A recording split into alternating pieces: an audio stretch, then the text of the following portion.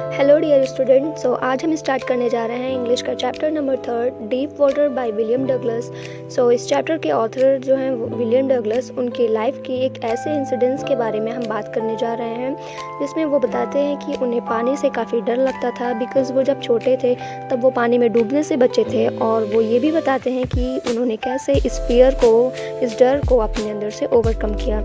Author बताने start करते हैं कि जब वो 3 या 4 साल के थे तब वो अपने फादर के साथ गए थे कैलिफोर्निया के एक बीच पे, और वहाँ पे पानी का एक इतना तेज़ वेव आया कि जिससे वो नीचे गिर गए और उन्हें ऐसा फील हो रहा था कि वो सांस नहीं ले पा रहे हैं। ये फियर जो है वो उनके अंदर बैठ गया और वो उन्हें पानी से काफ़ी डर लगने लगा। फिर वो डिसाइड करते हैं कि मुझे इस फियर को ओवरकम करना है। वो बताते हैं कि मैं अराउंड 11-12 साल का था और मैं था YMCA जैकिमा पुल पे, और उन्होंने सोचा कि मैं यहाँ से स्विमिंग करना स्टार्ट करूँगा, यहाँ से सीखूँगा। क्योंकि वो बताते हैं कि मेरी जो मदर हैं वो मुझे पास के रिवर में जाने से हमेशा मना करती थी, क्योंकि उन्हें डर लगता था कि कहीं वो मुझे खो ना दे। YMCA पुल जो था ना, वो भी नॉर्मल पुल की तरह एक साइड से 9 फीट डीप था और दूसरी तरफ से 2 या फिर 3 फीट डीप था। वो बताते हैं कि वो एक दिन बाकी बच्चों का वेट कर रहे थे, जब भी वहाँ पे एक 18 ईयर्स ओल्ड हेल्थी बॉय आता है और ऑथर को उठाकर जिस साइड पुल 9 फीट डीप था उसी साइड उन्हें फेंक देता है।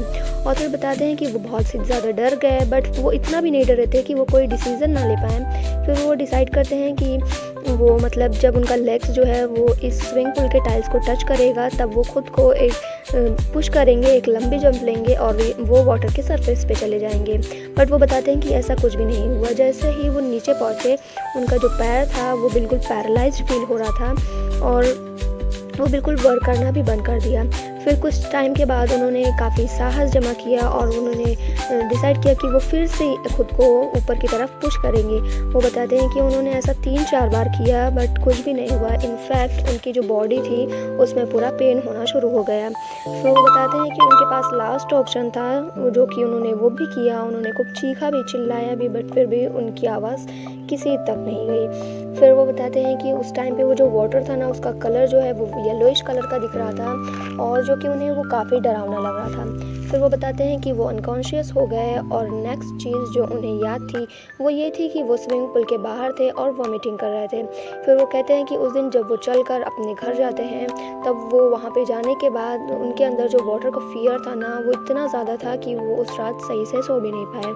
ऑथर बताते हैं कि इस इंसिडेंस के बाद ना वो अपने दोस्तों के साथ कहीं फिशिंग पे जा पाते और ना ही वाटर से रिलेटेड कोई काम कर पाते, बिकॉज उनके अंदर ये फियर था कि कहीं मैं वाटर के पास जाऊं और मेरे अंदर ये फियर वापस ना आ जाए। फिर वो बताते हैं कि मैंने डिसाइड किया कि मुझे इस फियर को ओवरकम करना ही है। इसलिए उन्होंने एक पर्सनल इंस्ट्रक्टर को हायर किया। वो उनके पास डेली जाते स्विमिंग सीखने के लिए, और उनका जो इंस्ट्रक्टर था वो रोप के एक एंड को ऑथर के रेस्ट के अराउंड टाई करता और दूसरे एंड अपने पास रखता। और अगर उनका जो इंस्ट्रक्टर वो ज़रा सा भी उस रोप को ढीला करता या फिर छोड़ने की कोशिश करता, तो जो ऑथर थे उनके अंदर वो फियर आना फिर से स्टार्ट हो जाता।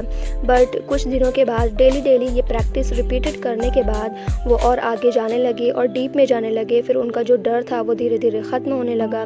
फिर उनके इंस्ट्रक्टर ने उन्हें सिखाया कि कैसे आपको वाटर के सरफेस पे आकर इनहेल करना है और सरफेस के अंदर जाकर एक्सहेल करना है। ऐसा धीरे धीरे करके वो प्रॉपर स्विमर बन गए अपने इंस्ट्रक्टर के हेल्प की वजह से।